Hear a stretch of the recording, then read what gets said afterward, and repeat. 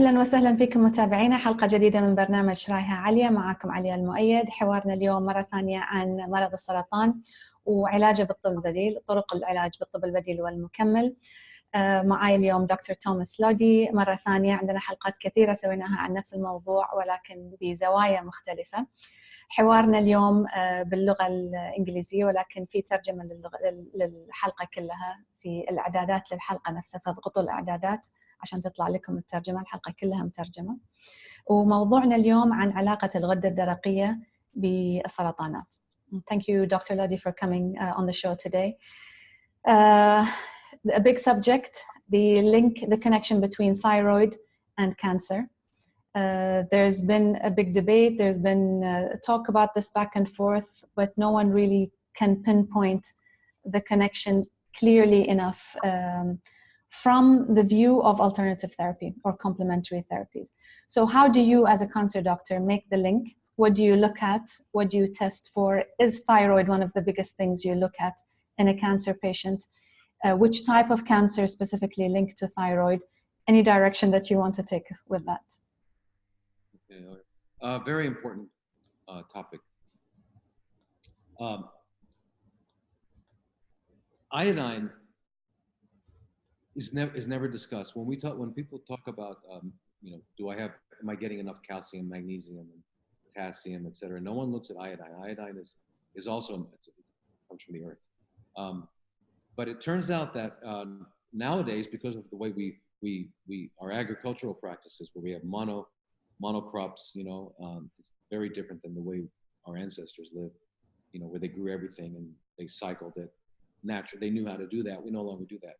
So we're depleted of everything that's important, One of them is iodine. Now there is a special system that is no longer, because of, again, how we've affected the atmosphere and the air and all that. There was a system where iodine was actually evaporated from the ocean and would fall in the rain as rain into the coastal regions, but never the mid part. He would never get to the mid part, which is why the mid part of any large continent has a much higher incidence of thyroid problems, hypothyroidism and goiter and stuff like that. But anyway, the highest concentration of iodine is found in sea vegetables, and the only populations on Earth are the native Japanese and Koreans who eat their native diets. They're not modern foods, but they're eating the native diets.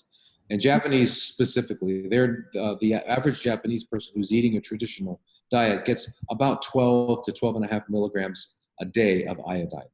Okay, now when you compare that to what they put in iodized salt, which is micrograms, right? Iodized salt is just not enough. And even if is it the right type of iodine that is absorbable? Right, they were giving only one type in the salt. And iodine is more than one type. Yeah, there's molecular iodine. See, iodine, a single atom of iodine has a negative charge. So in order to exist in a balanced form, it has to have two together, and it's called iodine, and it's called I2. So the other one is iodide, and it has that negative charge, so it has to be connected to a positively charged cation. So it's usually potassium iodide, Ki, and that's what they give people who have been exposed to nuclear radiation. They'll give them that to help prevent thyroid cancer, and that it's used like that. Now, the interesting thing about iodine is that the reason we have a thyroid hormone is that it exists in all multicellular organisms that are large enough to have different organ systems. It is basically, all it really is a delivery mechanism for iodine to bring it to the mitochondria, to get them to produce energy. Because everyone knows that if someone is hypothyroid, that's low functioning thyroid, that their thinking is dull, they're sleepy a lot, they have difficulty losing weight.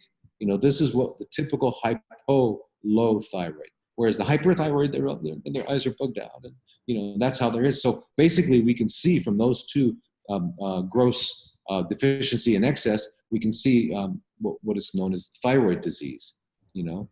That's what thyroid disease is. So one is too much energy and one is not enough energy. So what do we mean energy? Well, energy is made in the mitochondria, which are little organelles inside of each cell that make energy. So in order for that energy to be made, the process is known as oxidative phosphorylation. Okay, and so it's an oxidation process. So the iodide gets delivered there, it depolarizes the membrane, and it causes that whole process to happen. So if you're not getting enough iodine delivered, you're not going to have enough oxidative phosphorylation. And if you get too much like that. So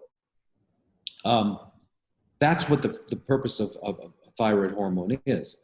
And unlike the other hormones, like let's say estrogen, progesterone, testosterone, which are can only have their effect on cells that have receptors, right? I mean, estrogen receptors have nothing to do with your elbow. Your elbow is not going to change. No matter how much testosterone you have, you're not going to have a different, or estrogen.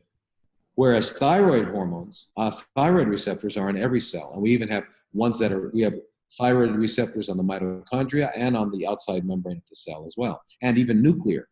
So it's a very powerful, important hormone for the whole body. And it basically is sort of the thermostat for energy in the body. And what do we know about cancer? We know that cancer is when there are not enough mitochondria, functional mitochondria, and the cell cannot make it all the energy it needs in the normal, healthy way. So it has to revert to what we call fermentation or glycolysis. So a chronically fermenting cell, that is a cell that doesn't have enough functional mitochondria, is cancer. That's what cancer is. It's nothing more, nothing less. So cancer is a loss of energy production in this healthy way by the mitochondria, and it's a fermenting cell. Okay, so clearly you can see if you have a chronically low thyroid function, then you're basically almost at a fermentative, you're promoting the requirement of fermentation. So the way this became clinically evident was after World War II, before the Japanese became westernized, the autopsies performed on Japanese, they would, 95, 100, 105, they all lived long. They would find that they may have had a tumor here, and a tumor here, and a tumor here, but it never grew and it never metastasized. It remained in the original place, which we call carcinoma in situ, which is not a big deal at all. It's no more worrisome than a pimple, because it's not going to kill you. What the dangerous part about cancer is that it grows, takes over other things, and it spreads, and then they grow. If that doesn't happen, then it's not a big deal. It's just a little island of craziness, but it doesn't bother anyone. So why was that the case? Well, it turns out that iodine, when you have sufficient iodine, it not only gives you the raw material necessary to make thyroid hormone so that all of your cells are functioning, but when you get an excess of that and it starts being deposited in your extracellular fluid and it's just sitting there, this iodine actually stops a cancer cell from growing or spreading. And the way it does that is the same way that iodine functions as an antimicrobial. We all know that you can paint iodine on a wound, it won't get infected. You can actually go hiking, get some dirty water from the pond, put enough iodine in it, and then drink it. It'll be fine. You're going to kill all the microorganisms. The way that it kills it is that the iodide, that negative charge, combines with a positively charged molecule on the membrane of the bacteria, or in this case, the cancer cell, forms a salt bridge and basically destroys the function. So the cancer cell can't get too big because the iodine is there and it can't spread.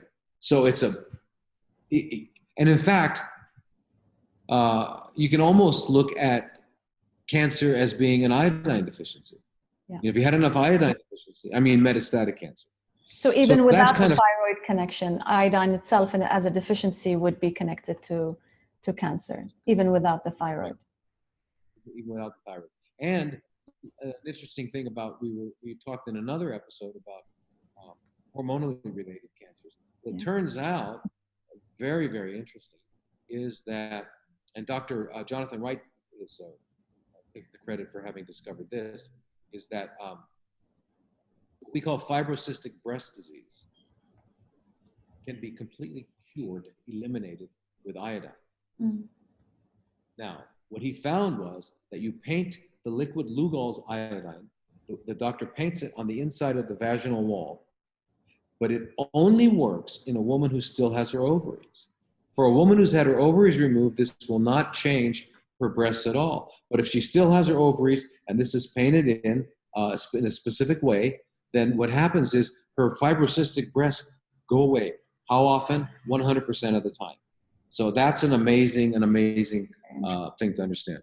Why not then just absorb it through the breasts themselves? Why not apply it to the breast? Well, that was the way he found it was the quickest. But you're right, you can. And in fact, I use it for women with breast cancer. We put it around the mass. If there's an open wound, you don't want to put it on the wound because it'll burn.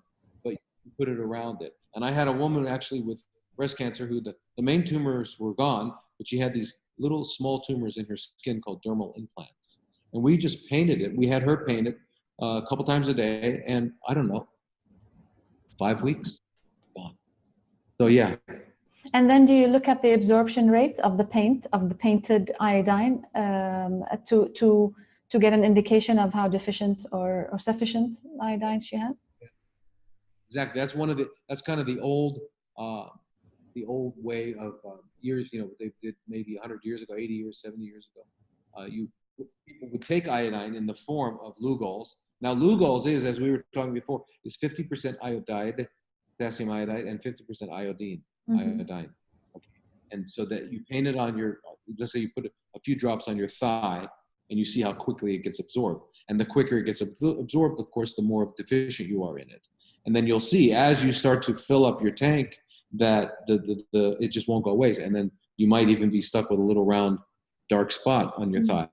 That's good. Now what they do, the test for iodine now is a test of, they give you a known amount of iodine, usually 50 milligrams in the morning, and then they collect your urine for 24 hours, and they look at how much is excreted. The more excreted, that means the less you needed it, because you already had it. Your body didn't need it. There's only a little bit excreted, that means your body really used it. And that was the standard test. I did that test on everybody for about 5 or 6 years.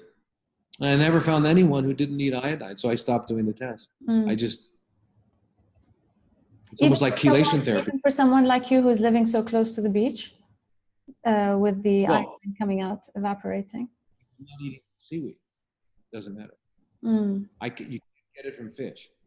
Fish don't, for example, wakame, which is probably can concentrate up to 300,000 times the amount of iodine in the seawater.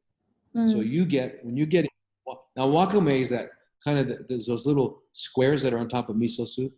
That's the wakame, if you remember those. That's what wakame is, and it's a lot in Japan. But so the other seaweeds also have a lot of iodine. The beauty of this iodine is that it's bioavailable, much different than excuse me.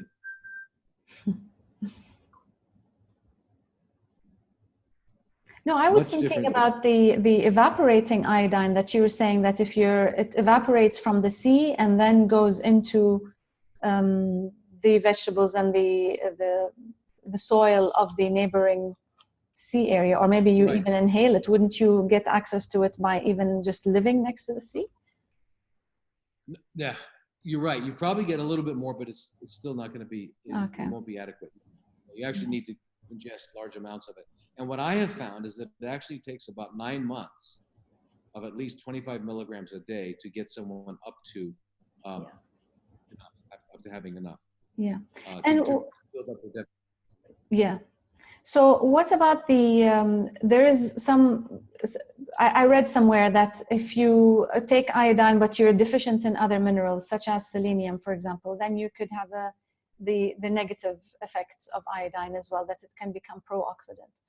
What are your views on that? Like if somebody is deficient in everything else but they're just taking the iodine, wouldn't that then affect the state of the iodine itself, or what it does in the body? I'm trying to think that through. I've never read anything about that.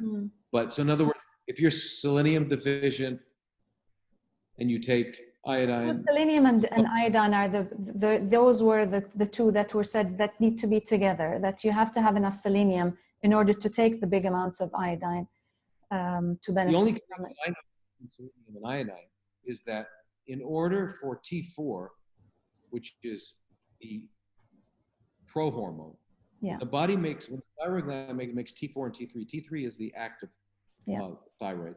T4 is the pro-hormone. So in order, when a cell grabs a T4, it has an enzyme called deiodinase, which takes off that iodine and turns it into T3. Well, that iodinase requires selenium.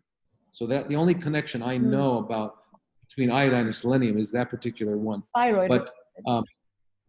But remember, iodine is a potent antioxidant in and of itself because it carries electrons. That's why it's got the negative side. So yeah. So what specific cancers you feel are related to thyroid insufficiency or thyroid exhaustion or fatigue? Are there specific cancers that get affected more or respond more to thyroid deficiency? Yeah, breast is the one. But other than breast, I don't see any real difference. But breast is the one that actually has been referred to as an iodine deficiency because it's during pregnancy, a woman's breast is able to extract more iodine out of the blood than the thyroid because there's a particular enzyme system called the sodium iodide transporter system. And it's located in certain organs, but the highest concentration in the thyroid gland and the breasts. And so for some reason that we don't quite understand yet, a woman who's pregnant and about to lactate needs high amounts of iodine. So of course, who's getting that? No one's getting that. So they're getting probably unhealthy breasts. And it's and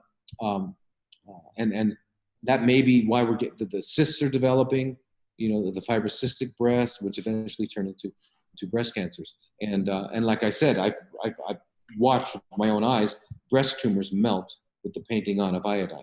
I haven't been able to notice that in any other cancer because they haven't been topical and we haven't been able to see that direct effect.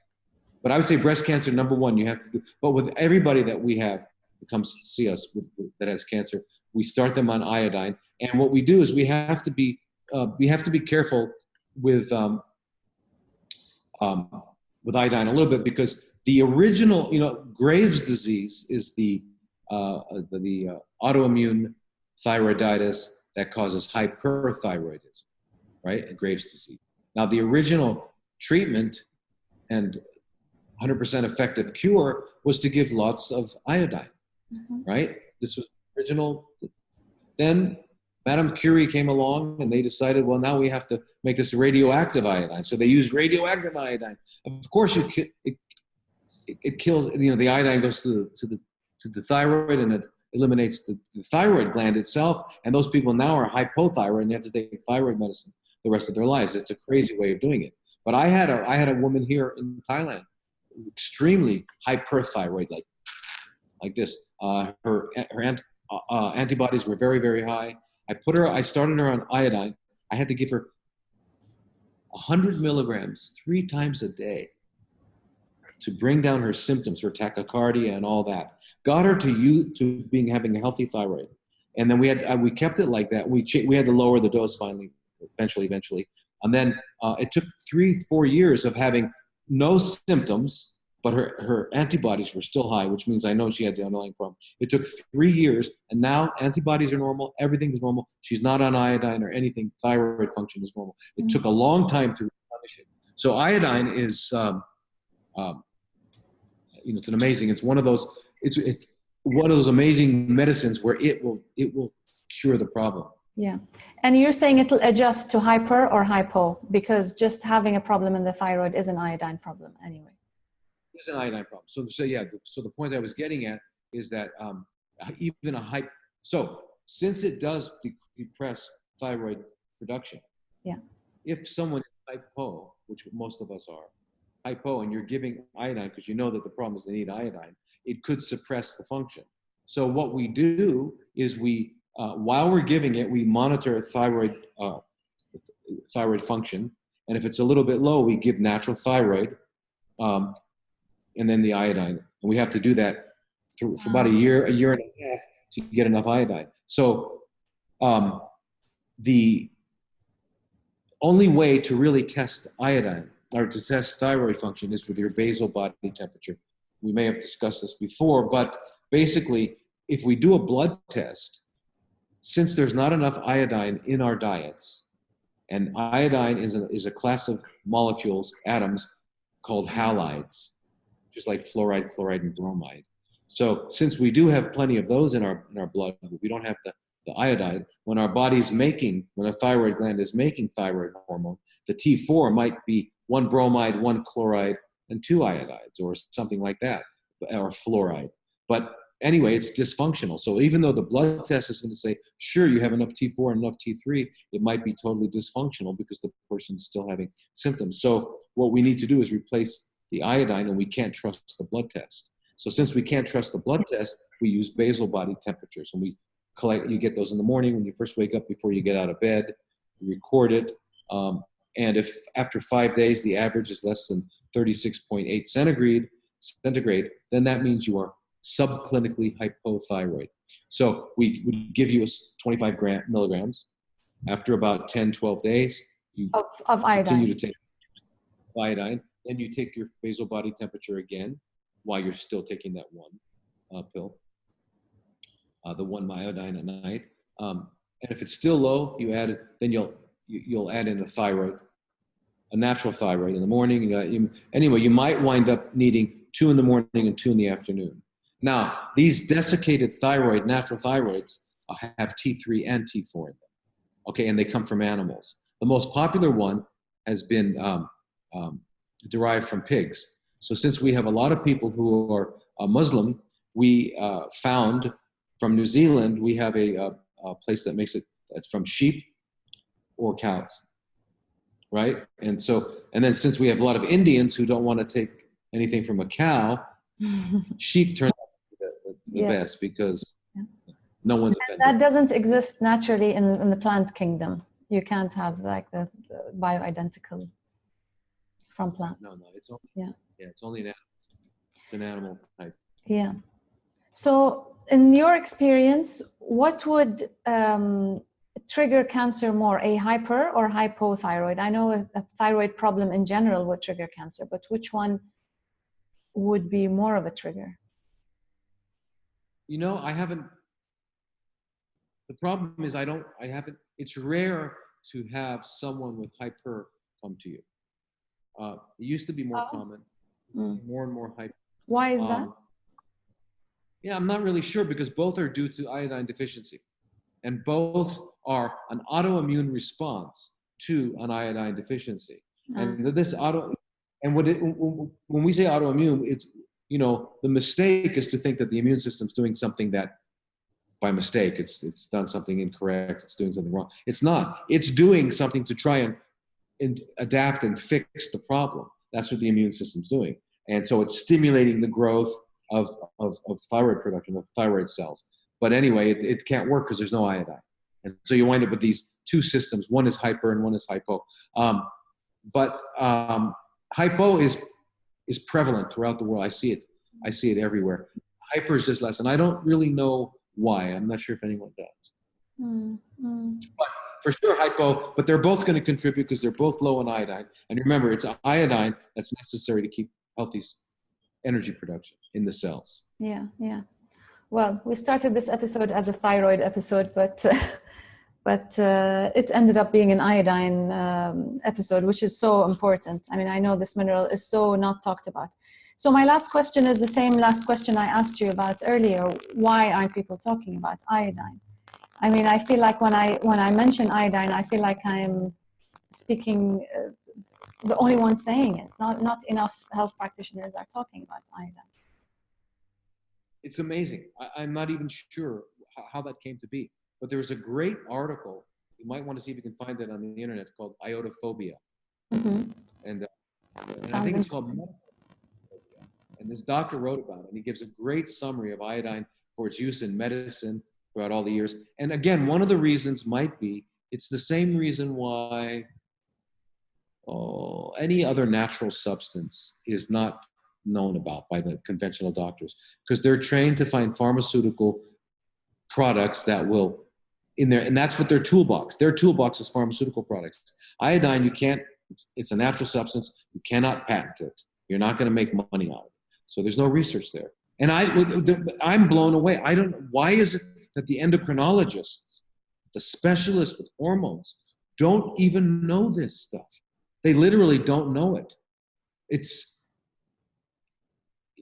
They don't know it. You know, you'd expect a specialist in the subject would know everything about it, but they don't. So they don't know any more than the general doctor. It's amazing. So that's a hard one to answer, but the only thing I can imagine is that because it's not a pharmaceutical product, they just haven't studied it. So my question was, what was the name of the article again? Because when you said the name, the thing cut off a bit. I think it's called medical iodophobia. Okay, we'll make sure to look it up. And I'm glad we're talking about this, because although you say it's not in the medical literature and it's not taught, we have a lot of medics who are watching this and who are interested in widening their scope of knowledge. So hopefully this will inspire a few people, medics or not, to look into iodine, because I know it's definitely magical. And it's such a key factor in cancer and thyroid. So thank you very much, Dr. Lodi. We will take more questions. If you have questions, put them in the comments below. Questions for Dr. Lodi about thyroid or cancer or iodine. And we'll take from the questions for future episodes. Thank you very much for watching. Don't forget to subscribe on the channel as well to get future episodes. Thank you very much.